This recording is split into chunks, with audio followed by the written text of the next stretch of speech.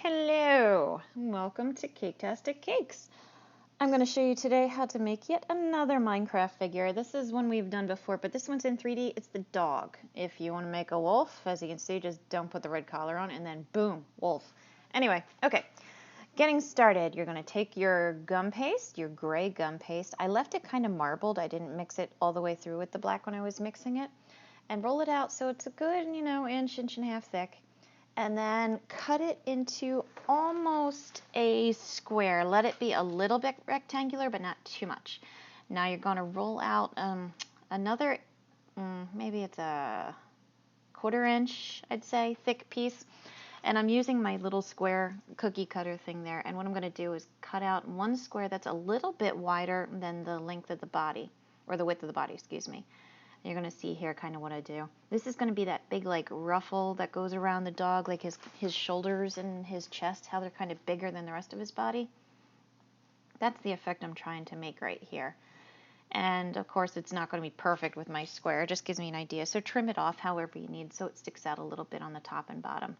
That same thickness again, I'm going to use a smaller square, and I'm going to make his face. This I'm using the red, cut it out real thin to make his collar. So if you want to use a different color to make a different color collar, because you can do that in the Minecraft, so go right ahead.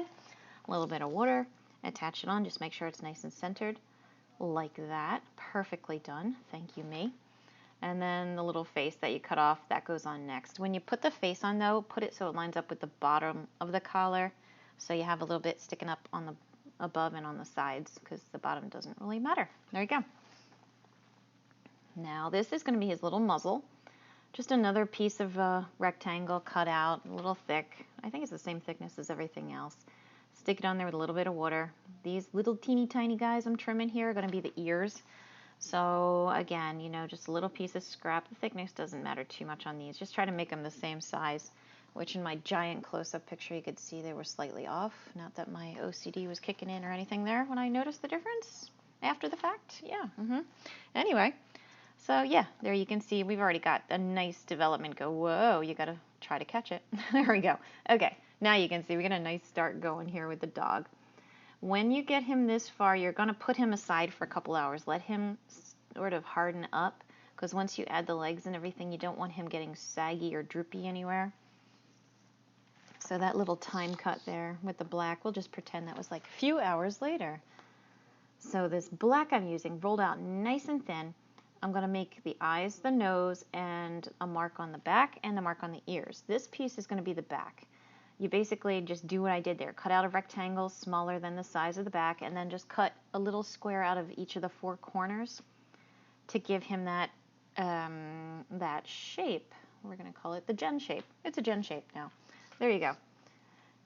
These little pieces are on the top of his ears. A little bit of water on my paintbrush there.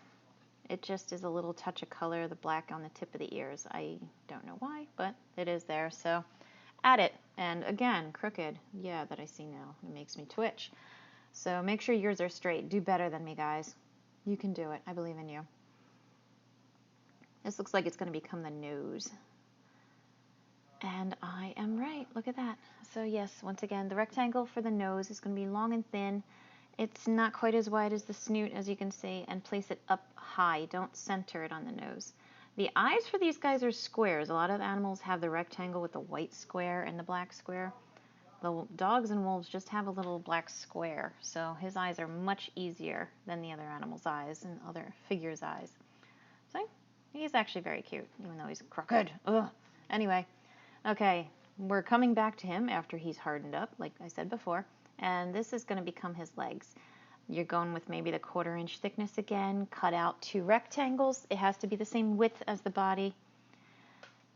And all you're going to do to indicate legs is put that seam, just a pressure mark right up the center of the legs. Attach some legs on the front, some legs on the back, a little bit of water. Once again, water is our friend here. I let them dry like that, just sit them upside down so he can harden. And the only thing really you got to add next is his little tail. If you want, or you can do what I'm doing right here, adding a little piece of spaghetti. It's a dry spaghetti, regular old spaghetti. Don't use the wheat spaghetti.